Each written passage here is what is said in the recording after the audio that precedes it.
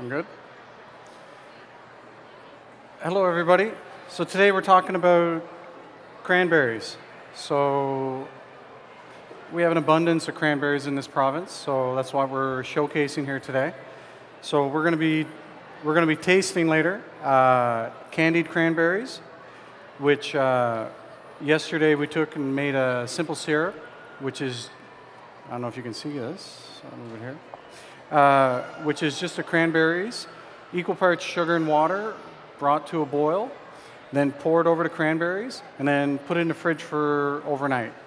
So this will take it'll still have the texture, the skin doesn't break, and it'll take the bitterness off the berry.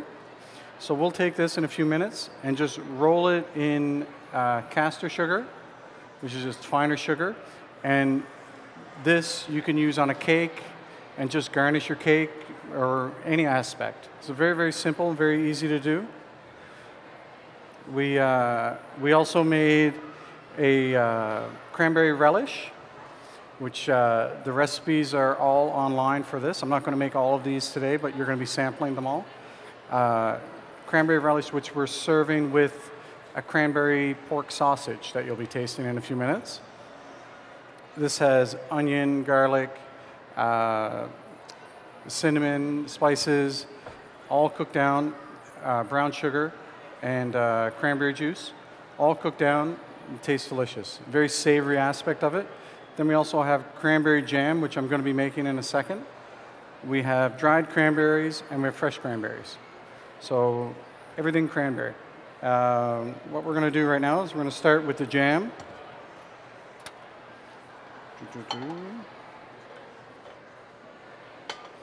So on a medium heat, I'm going to take some butter. I'll get this melting.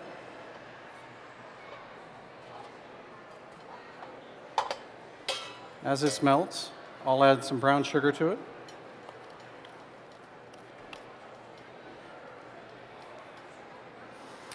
And this may seem a little odd in a jam, but we're going to be putting garlic and shallots and cooking them out with the sugar and the butter.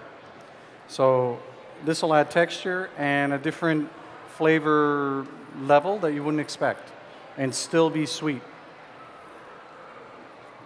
So you can see the brown sugar and the butter are starting to come together now.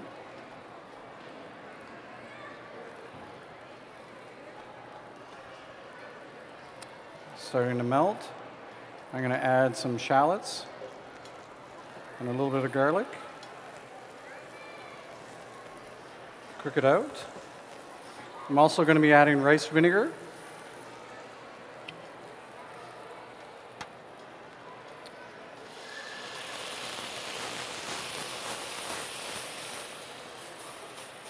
There we go.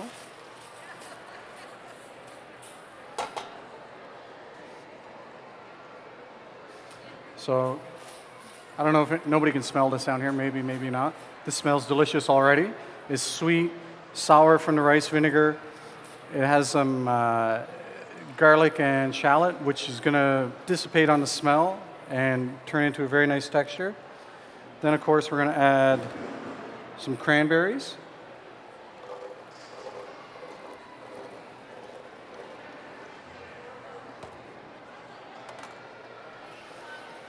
I'm just going to stew this out for a few minutes now. This in total would take 20, 25 minutes, but it's not a long time to prepare. It's also not a long time of doing anything. You just have to get it ready and then let it go on a slow heat. This is something you can make as a preserve and can later. So make a big batch and then put it away for the winter.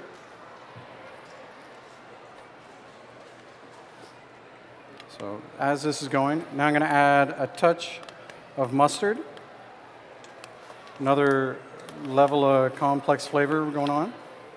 I don't know, I doubt if you can hear it, but all the berries are now starting to pop. It smells great. You could also, oh, I lost one. Come back. You could also put cinnamon, allspice, all these complementary flavors into this. It'll almost sound like a chutney, but it's going to be sweet enough that it's going to be a jam.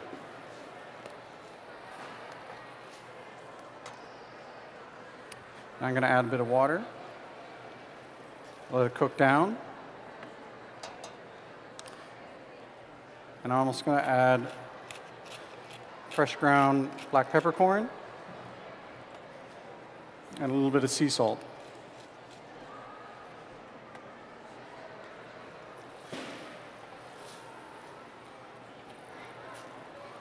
Now this is basically it, and this will cook down. When this is done, this is what this one is going to look like. It's going to cook all the way down. You won't see the garlic, you won't see the onions, but you'll taste the flavor, the complex flavor components into it. So this one's cooking down. Add a little bit into this. I'm going to add dried cranberries into it. So you'll have different textures. You have the juice coming from the fresh and the softness, and then you'll have the dried coming in as comparable to a raisin.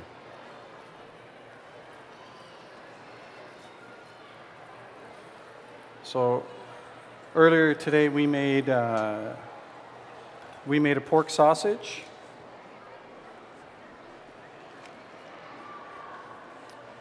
Which has cranberries in it as a sweetness component to go with the savory aspects, to go with the relish that we made. It's a very cranberry where it's sour and sweet. Many, many uses. And people shouldn't get stuck into the component that cranberry is only for juice or only for certain things. Cranberries can be done in anything.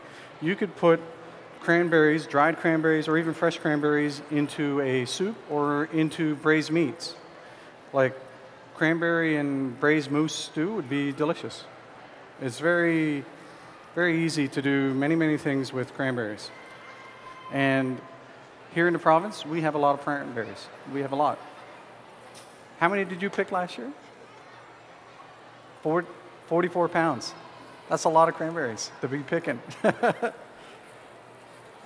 So you can see this is coming down. Now I'm going to put the heat a little low. And this will just cook down, and you can see how it's already starting to turn. So next thing I'm going to be doing, I'm going to be taking the cranberries that we soaked in simple syrup, and you can see the liquid is still sitting in the liquid. We actually, when you do these, they want to float. So we actually put a Ziploc bag full of water on top of them so they all stay submerged. So they really, really stay under. If not, they're not going to get any sweetness to them. So you'll just sort of strain them off. You don't want to dry them because you want a little bit of residual liquid onto them. And this is where we add the sugar. So we're going to be coating them in the sugar.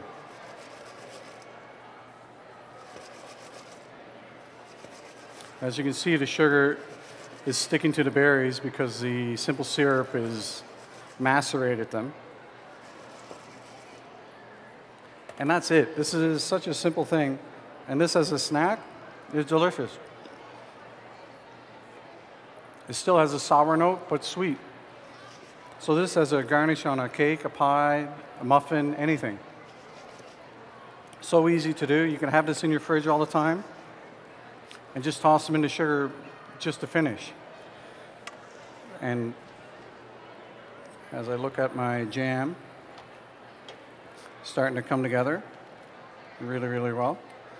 And this is only taking a couple minutes right now, and it's already coming together really, really well. So at this point, I'm going to add some dried cranberries to give a different mouthfeel in the jam. There we go. So now I'm going to add some more cranberries.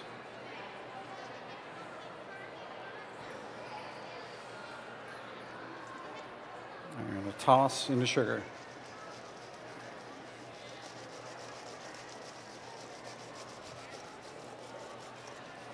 You could take these after, if you wanted to, and bake them at a low heat, and they'll get really, the sugar will turn crispy, and it'll be like a dried cranberry, dried candy, what they call them, craisins. You can, preserving cranberries, you can dry them in the oven, you can dehydrate them, you can jam, relish, all these things, all these aspects from this one berry that is so prominent in Newfoundland. So at this point, I think we should taste all this stuff. Does anyone have any questions? She has a question. The answer.